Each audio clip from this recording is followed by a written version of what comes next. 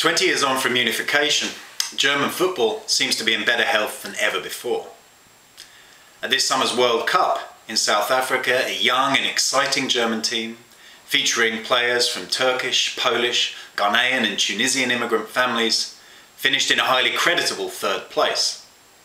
The domestic league, the Bundesliga, is one of Europe's best, with the highest average attendances, affordable ticket prices, and an open and attractive competition.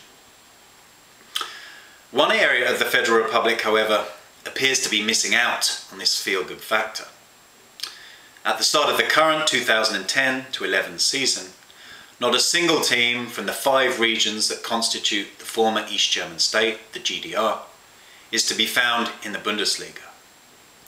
Leading East German football clubs, such as Dynamo Berlin and Dynamo Dresden, are today languishing in the lower leagues of German football, also runs both on the field and in financial terms.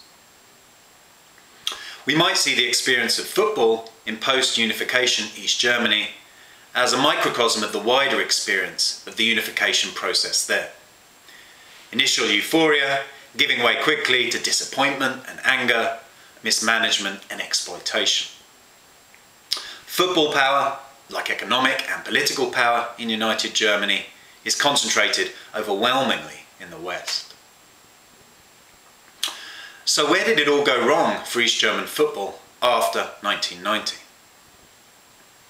It all began with the hurried incorporation of East German football structures into the West German FA, the DFB, during 1990 and 1991. Out of arrogance or indifference, the DFB offered East German football clubs little start-up support, leaving them, like East German factories, vulnerable to a free market economy in which they had absolutely no experience.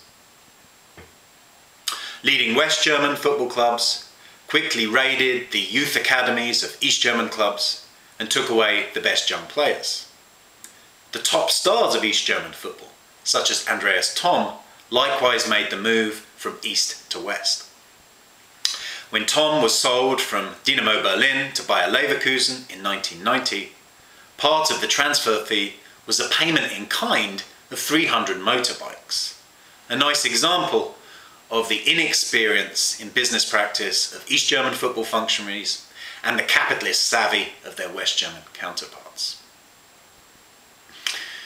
Amid these financial problems, there were also, and the wider problems of mass unemployment in the region, there was also an increase in the severity and frequency of hooligan incidents. The British writer Simon Cooper attended a Dynamo Berlin game shortly after unification and noted that so many of the crowd of 1,000 were hooligans that it was possible to speak of a lunatic majority. So the results of this shotgun marriage between East and West German football were predictably problematic.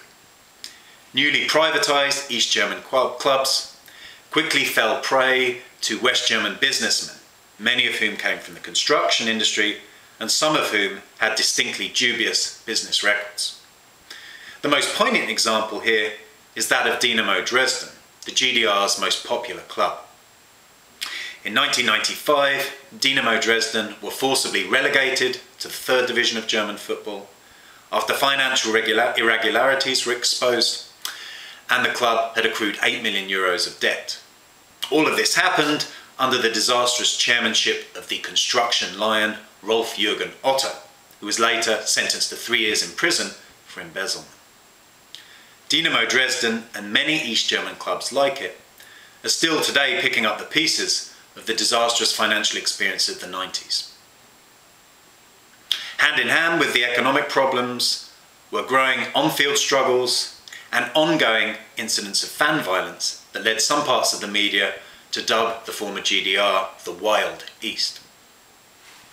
More generally, in the difficult political and economic transition from communism to capitalism, with unemployment reaching a peak of 20% in 2003 in the region, it was very difficult for East German football clubs to attract sponsors and the other necessary financial investment to develop in line with West German clubs.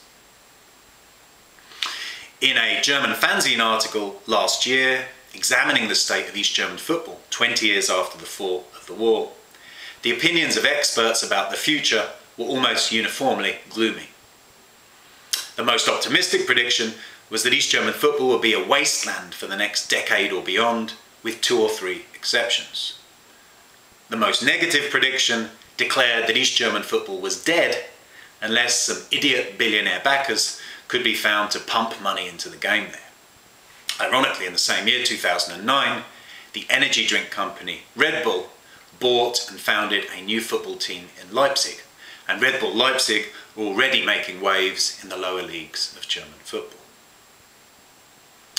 It's important to emphasise that it hasn't all been doom and gloom for East German football since unification. There have also been bright spots. In the first place, East German football clubs knew how to identify and develop young talent, and this has served successive national teams very well since 1990. To take only the most obvious example, the current national team captain and Germany's most famous player, Michael Ballack, was born in Görlitz and played and trained from a young age at FC Karl-Marx-Stadt, today's Chemnitzer FC. A second bright spot has been the development of a more positive fan culture, in counterpart to the ongoing fan violence committed by a minority of fans in the East. This can be seen, for example, in another example from Leipzig.